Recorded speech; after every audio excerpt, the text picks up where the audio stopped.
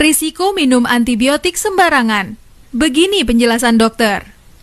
Gambar ini beredar di mana-mana, menarik perhatian banyak orang, dan aku pengen banget bahas mengenai resistensi antibiotik atau keadaan ketika antibiotik tidak lagi efektif membunuh bakteri yang menginfeksi tubuh. Di gambar ini kita bisa lihat si bakteri tersebut ini udah resisten atau kebal terhadap semua antibiotik, termasuk yang paling kuat kayak imipenem ataupun meropenem.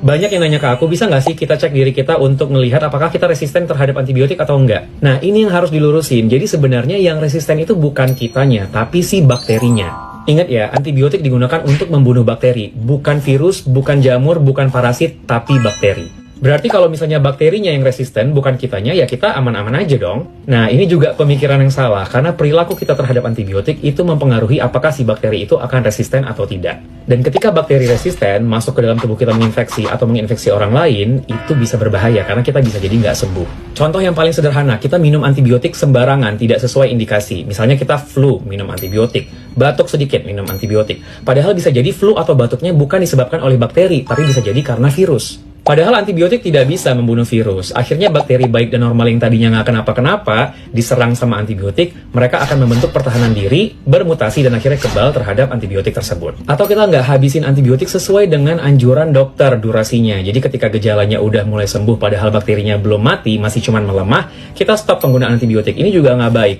Akhirnya si bakteri yang cuma melemah tadi, belum mati sepenuhnya, akan mempelajari cara kerja antibiotik tersebut, bermutasi, dan akhirnya kebal terhadap antibiotik itu di kedepannya. Ini bisa jadi masalah yang besar, karena bakteri tersebut bisa bereplikasi, menginfeksi orang lain, kitanya nggak sembuh, orang lain yang terkena juga bisa jadi nggak sembuh.